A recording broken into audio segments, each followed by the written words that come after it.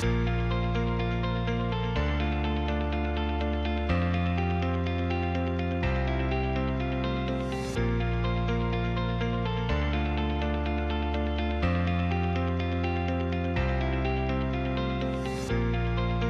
my name is Brian Simmons, and I cannot tell you how excited I am to be here presenting to you at the second International Multi-Channel Eye Movement Integration Conference. So I am a MEMI trained practitioner and also a trainer, and I am overjoyed with what MEMI has brought to my life. Prior to learning the multi-channel eye movement integration protocol, I found myself, or would have considered myself, to be a very successful therapist. I feel like I had the ability to connect to certain populations in difficult circumstances. But after having learned about multi-channel eye movement integration, which I pretty much just stumbled into, it has taken what I was able to do, what I'd learned how to do prior to that from other protocols and modalities, and it has absolutely exploded a world of healing around me and in the practice that I am a part of. And so I'm excited to just share with you a little bit today what I've learned from that process, and then what Mike, with Mike's blessing and Mike's wisdom, what we've been able to create that has opened a door to even taking healing even further out into the world where it is needed most. So the presentation that you're here to see today is basically called MEMI and Frontline Crisis Care, taking the fight to the places where trauma is born. So I specialize in working with three groups in particular that have always been near and dear to my heart. One is first responders, the other is military personnel and veterans, and the third is those that have survived and are trying to heal from being the victims of human trafficking. And these are three areas that are incredibly impactful. The work can be incredibly impactful, but each area has its own unique challenge. So before I go down that rabbit hole and talk a little bit about those populations, let me just tell you a little bit about me. So my name is Brian Simmons, and I have been in practice as a clinician for 14 years. I was licensed fully in 2012, and my practice has been an evolving one since then. As I mentioned, I'm in private practice, but I'm fortunate to be in private practice with my wife. And myself and her together, we are both MEMI practitioners. So we have been able to bring that to our practice, and it's a unique modality that has really increased, again, the services that we offer. So prior to being a clinician, though, I was a police officer for 14 years. Um, I was a field training officer. I was a certified instructor. When I left law enforcement work, I was a lieutenant. Um, and I really, really enjoyed that work. I felt like it gave a great deal of meaning and purpose to my life. Um, Two of the things in particular that I enjoyed as part of my career was being a member of a SWAT team through the sheriff's office and agency that I was a part of, and also being a hostage negotiator. Now, being a negotiator was interesting because I learned a great deal about the psychology and the psyche of individuals that we were working with in crisis situations. And interestingly enough, more times than not, the success of a situation, whether it was going to resolve itself in a peaceful way or whether it was going to go a different way, had to do with whether or not we were able to establish connection and relationship and rapport with someone. Even though we may be two very different people with very different life experiences, as a negotiator on the other end of that phone, trying to convince somebody to make a different choice in one of the most difficult moments in their life is not an easy task. But I've been so amazed so many times when you kind of instinctively go into a situation and your initial thought is, we're just not going to be able to bring this to a resolution. Like the circumstance is too difficult, the pain is too much.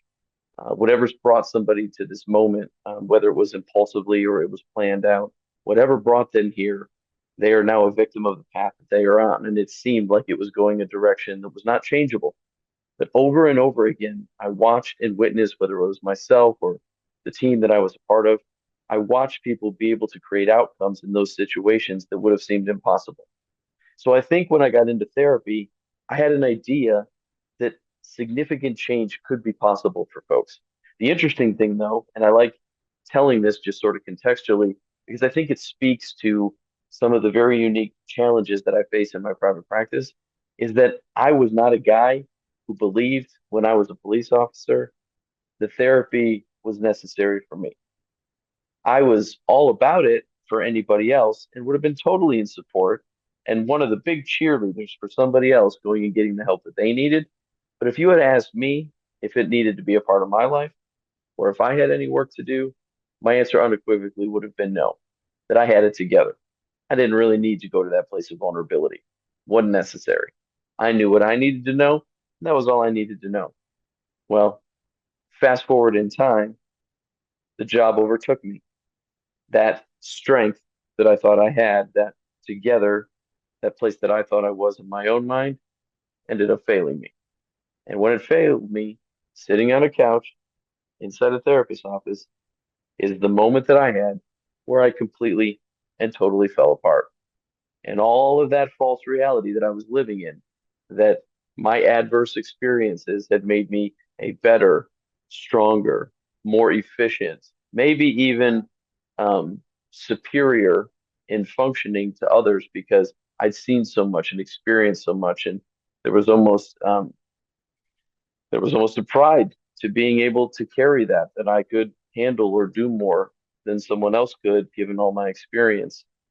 That false sense of confidence that I was living under, that belief that not that I was superior in that I thought I was a superior person, but just I really believed that everything that I had experienced had really tuned my nervous system to be more effective than probably the average person's.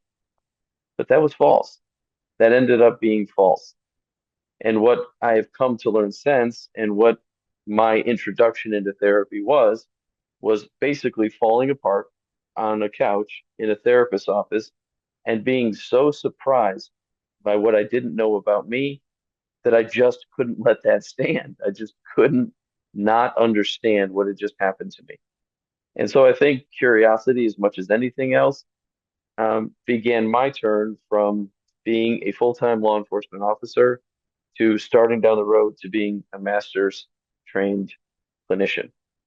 And through that process, which began as an effort to understand and heal me, I've now been able to take that knowledge and that experiential learning and share it with others.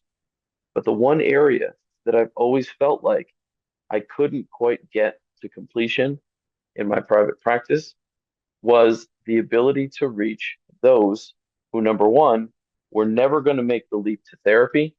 They were never going to come into my office, no matter how much my background was similar to theirs. They had the mindset I did that this wasn't a place for them, that they didn't need it. They were living under a false knowledge about what they were capable of. And that's the thing about the nervous system, right? I mean, many of you probably know it or have experienced it, have seen it, that our brains will lie to us. They will lie to us. The subconscious and unconscious parts of our mind are happy to keep control, to keep the threat response engaged, and to not let the prefrontal cortex, in our conscious mind, kind of really know what's going on behind the scenes. It's very happy to keep that sort of off to the side. And we know that the faster the nervous system is allowed to operate, or the faster it does operate, the more it is able to keep that slow, thoughtful, methodical, conscious prefrontal part of our mind on the sideline. And that's how it works. The nervous system really only has one speed, and that's to accelerate. That's the way it protects us. It has one gear, and that's to accelerate. And so, for those that live in chronic and cumulative stress based environments, if that nervous system never downshifts, if you never get back to a baseline, if you never are able to fully relax, you're never really able to heal. And if you're never really able to heal, and your mind believes that you are going to be chronically exposed to more and more difficult and adverse experiences, and the best thing it can do from an instinctual standpoint is just not ever take you out of that gear. It's just not ever take you out of that high running gear that's meant to protect you. We often refer to that, right, as a brainwave state of being stuck in beta state, where the brain oscillations, the speed of the mind, the frequency at which it's running is running fast enough that it is giving you what you need to feel hypervigilant and hyper alert, but it's not really your optimal operating speed. There is a better gear to be in gamma wave, which is the gear above is to have that relaxed vigilance, that focused concentration. Unfortunately, though, in a lot of these professions that I was discussing, specifically with the military, first responder community, and those who are in frontline professions, whether it be doctors or it be those that are advocating in crisis care situations where they have call outs and they respond to situations that are happening for clients that they're working with, or whether they're on the front lines in conflict zones trying to deliver care. These individuals that never get to really fully escape what the environment is presenting them with from a sensory stimulus standpoint, those individuals oftentimes are left to sort of struggle and linger, and they have a hard time feeling that they can connect with those around them that would be in the healing profession, the helping profession, because a lot of times they look at providers as being someone who isn't going to understand their individual unique experience. So, what are we saying? What we're saying is this: trauma doesn't begin in the therapy room. We hope that somebody will make the leap at times to come there. But if we count on, it's been my experience, and it's been the experience of several that I've talked to and worked with, that if we just leave the therapy room to be the place where healing occurs, then what we're doing is we're doing a disservice to so many of the heroes that are out there that are trying to take mental health healing and are trying to be there for those on the front lines where trauma is actually happening. Trauma is born on emergency scenes in critical situations, in war zones, in squad cars, on battlefields, in emergency rooms. Frontline responders carry trauma while they are still continuing to serve those populations, and they carry the experiences of others. So, unfortunately, the mental health profession hasn't reached these areas effectively. Now, my introduction to multi-channel eye movement integration, which I believe, and I hope at the end of this, all of you believe, potentially is the solution to this struggle, it began 2 years ago for me as I was driving to Oklahoma and needed a CEU, or driving to Colorado and needed a CEU training. And so as I was looking and trying to figure out what I was going to do, I stumbled across Mike's multi-channel eye movement integration protocol. And so I was like, this looks interesting, but I'm skeptic. Maybe you're not, maybe you were, um, but I'm a skeptic. Say it has to do with my years in law enforcement, but I have to see something in action. I have to see it work. I have to see it have an effect on people. It's just kind of how I function. And so I was curious and I wanted to learn more about it. And so I started taking his initial training, and it introduced me to something that would revolutionize my practice. And in turn, I believe has revolutionized my life. It is giving me the ability to actually step into a purpose that I've always had, but never had the vehicle to help realize. And Mike and I have talked about this a lot. I will always be eternally grateful to him for what he has created. I don't know how many times in our conversations I use the word genius with him, or how many times when I train on this protocol, I use the word genius with him. But it is not an overstatement. The steps, the theoretical model, all of what Mike has created is, in my opinion, is healing genius. And we are seeing the universal application of that across all the different types of experiences that we are training folks in now. And for those of you who have come across multi-channel eye movement integration, obviously you're either curious because you're here at the second conference, or you're already trained in it, or you're already utilizing it. I know you too see what I see, which is just how amazing this is. So to kind of go back, anyways, my introduction to it needed a CEU training. And so as I was taking that training, something that Mike said caught my attention in a way that I couldn't ignore. And he said, you know, somebody can be successful with this protocol without ever having to share the individual experiences that they've been through. They don't have to talk about the thing that they either were exposed to or went through, or maybe, the thing they had to do as part of their job, that was difficult and hard for them to experience. And at that particular time, one of my main focuses in trying to improve in my practice was my understanding of moral injury. Moral injury being when someone is put into a circumstance where they take an action or they are part of something that really sort of conflicts with their moral code, but it was a thing maybe they had to do. Or maybe they just made a mistake. Maybe their nervous system got the better of them. Maybe they were dysregulated and they responded reflexively, if you will, and took some sort of action that um, went sort of against their moral compass, but in their assessment of danger, this is how the mind and body reacted. And so these type of situations are ones that we know limit somebody's ability to come to treatment or to seek assistance because they just don't want to talk about that thing. And so this has been a part of this population, these populations specifically that I work with, that is really was really weighing heavy on my heart at that time because I just felt like they weren't being served and I just felt like there was no place, no safe place for them to go. So the interesting thing about all of the analyses that have been done, and the individual studies that have been done on the effectiveness of therapy inside the clinical treatment room, they all show the same thing, which is that the effectiveness, the overall variable which most significantly contributes to the effectiveness of treatment and helping someone heal, is the relationship between the individual and the provider, between the client and the practitioner. This is the thing that universally makes the greatest difference in treatment outcomes. The modality is only a small percentage of the rate of success of the thing that makes the engagement successful. So what that means, though, and what we see is that we're designed to be relational beings. Any of you who are familiar with polyvagal theory know this is the fundamental construct of when we are in our greatest state of relaxation and calm, that we are in what Stephen Porges would call your social engagement system. But this is a truth of how we operate. We are social beings. We are designed to need others and use others for safety and co-regulation. Now, kind of going back to the training that I was taking on the way to Colorado, when Mike said that, it immediately took me into a place that I can't even express. I immediately felt like there was an answer here that had been missing for so long.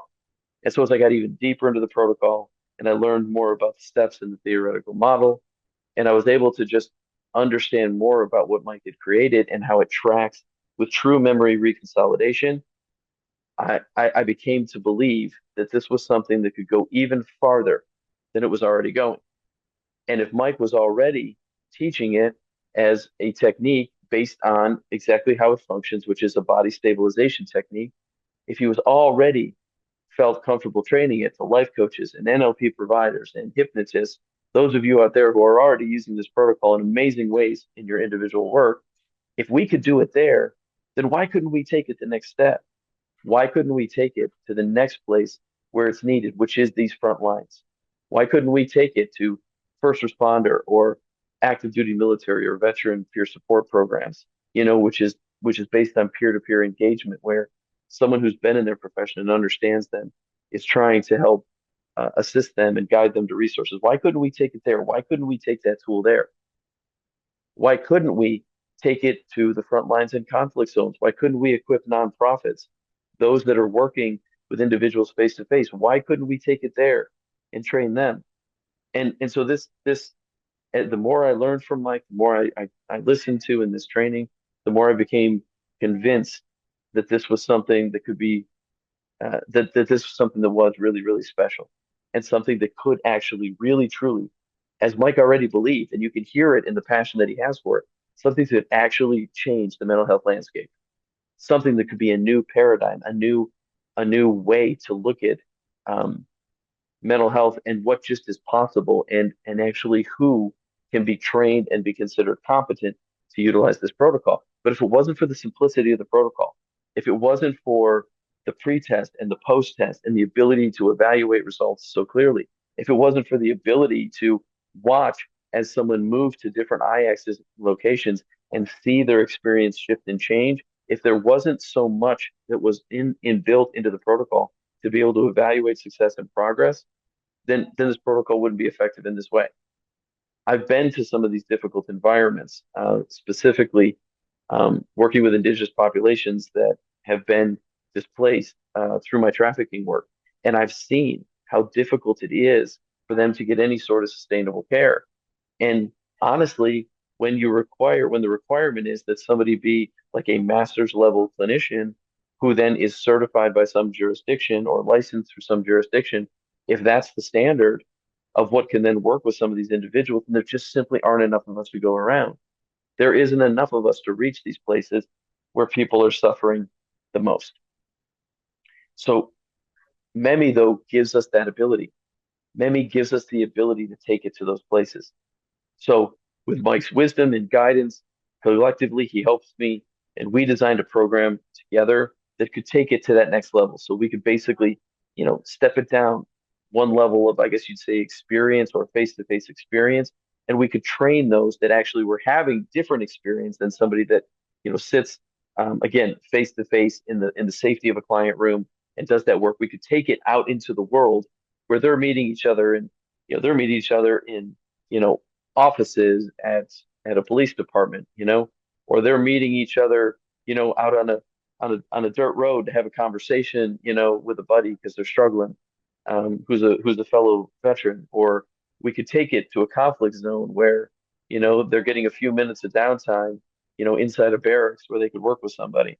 So what we were able to design is a program that could reach those places, and we were able to train those individuals. And so the way the program looks is this: is that in addition to the 2-day MEMI training that all of you have taken, the level 1 clinical training, what we did was we added 2 days on the front end that is a stress and trauma care specialist certification course.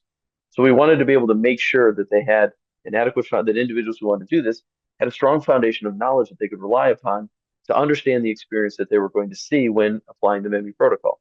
So we wanted to give them a really good sort of intensive cross section of experiences that they would see, understand sort of the reason why the mind functions the way it does, talk about polyvagal theory, talk about the fundamental structure of the nervous system, um, talk about the difference in, acute stressor and how that can create a radical shift in the nervous system due to the powerlessness, and how somebody can be overwhelmed in an instant, and how they can start to manifest symptoms and what symptoms and behaviors that look like, but then also help somebody understand the idea of chronic dysregulation.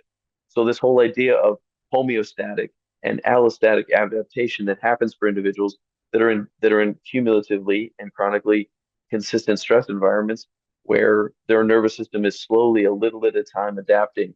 And that's where you see some of the real difficulties in individuals reaching out. That's where I was at when I talk about my experience in the beginning and sort of where my nervous system was at and why I didn't think it was right for me. It was because over all my years of being exposed to all these difficult circumstances, it was a daily evolution and adaptation within my nervous system that was happening so slowly, but so progressively, and then sprinkled in with acute, really intense experiences that I didn't recognize how depleted I actually was. I didn't recognize that I was actually operating in a way that was going to leave me more exposed to being traumatized and more likely to be traumatized. I didn't realize that I was in a weakened state internally. In fact, I was believing, as are so many others, a false sense of security that I've kind of got it together until the bottom falls out. And so a lot of times that's what can happen is the bottom can fall out. But the reality of what we see in these professions is that when everything slows down, when somebody comes into safety, is when they most severely experience the stress and trauma symptoms that they're not experiencing when they're running at a high state, right? When they're in the higher level, when they're in that beta state in their brain with their brainwave oscillations, they're not experiencing all the symptoms that they could be experiencing, that those are going to come and visit. They're going to come and they're going to visit them later. And so that's what we see and that's what we experience. And so oftentimes that's why when suddenly there's a slowdown, then all of a sudden it's like the engine on the train stops and all the cars start bumping into each other. And that's when people start to experience all of these symptoms. So we know though that when that happens, it is sometimes so profound and someone has so little experience in these professions with knowing where to go for help or understanding why it's happening because they're just not being educated at the basic level. They're not being talked to in their academy programs. They're not being talked to, in basic training. They don't understand how their mind functions to a degree that is necessary to know what is happening to them. And so what the research shows is that we lose so many of these individuals in the gap between peer support, where they're comfortable reaching out to somebody that they feel like they can have a connection to, because it naturally feels safer to talk to somebody who you think will understand your experience. And many times the interpretation is that so many mental health providers just aren't going to understand that experience, that they just haven't gone through what this individual person has gone through on the battlefield, or they haven't gone through what this person has gone through, in a squad car or on a fire truck or in the back of an ambulance, or just wherever they may be operating. It's unique. It has a unique aspect to that. The operating room, if you're a doctor, wherever it may be, the belief just in general is that these people aren't going to understand that experience. And so that oftentimes serves as a barrier to them seeking treatment. So there's a gap. There's a gap between the peer-to-peer engagement that someone might seek. And again, peer-to-peer engagement is helpful. And oftentimes, de-escalate a situation, it helps give resources and guidance on where to go. But they lack the effective tools to be able to change that experience for someone on a deep level to create the reconsolidation the multi-channel line movement integration can create. So we end up losing these individuals when we look at the numbers on suicide and distress and those that are suffering. The gap seems to be between the end where a peer support program ends, where its ability to help ends, and where counseling begins. And this is a massive gap where folks are falling into. This is a massive gap where we're losing individuals in ways we don't want to. So what multi-channel line movement integration has done now is given us the ability to put this into that gap, to be able to train these individuals that are dealing with these folks, because when that moment presents, they need the tool. When someone is going to reach out in vulnerability in that moment, when they're struggling, when they're feeling weak inside, when they're going to reach out, that's the moment. That's the moment that needs to be seized. And so if that moment passes, there may not be another one. That's what we see. That is just what we see when we work these populations. There just may not be another one of these moments. So the work that we're doing currently is to help equip and get this protocol into those places, to get it into the hands of those who can use it in those moments and create change for someone. And we have been fortunate enough and lucky enough to partner with an organization called the One Tribe Foundation that does first responder and veteran assistance. They run those types of programs, and Stephen F. Austin State University here in Texas to conduct a research study that looks at first responders and veterans and is assessing the effectiveness of the MEMI protocol with them. And we're starting to build a pretty sizable research sample as we continue to move forward here.